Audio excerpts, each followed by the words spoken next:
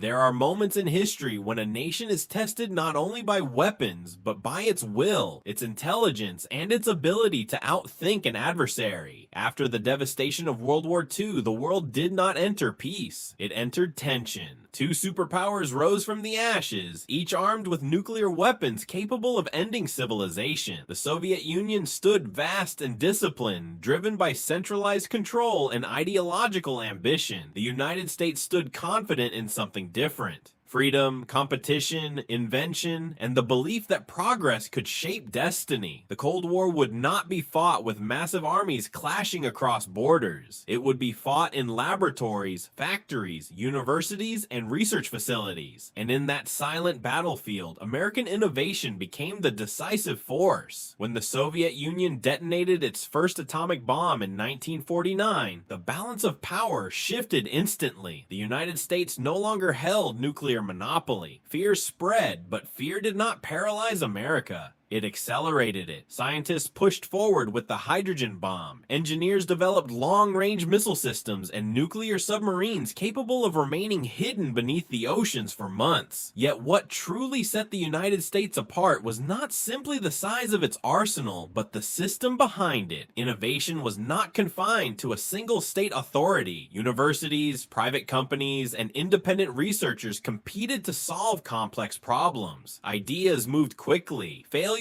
became lessons. Successes scaled rapidly. This competitive environment created momentum the Soviet system struggled to replicate. In 1957, Sputnik shocked the world. A small satellite orbiting Earth signaled that the Soviets had reached space first. For a brief moment, doubt surfaced. But that doubt transformed into determination. The United States invested heavily in science and engineering education. NASA was established. Research funding expanded dramatically. Within 12 years, American astronauts stood on the surface of the moon. The image of the American flag planted in lunar soil became a powerful symbol, not of conquest, but of capability. It showed that when challenged, the American system could respond with ambition, unity, and extraordinary achievement. While the Soviet Union poured resources into military expansion, the United States built something broader, a dynamic, innovation-driven economy. The semiconductor revolution transformed computing.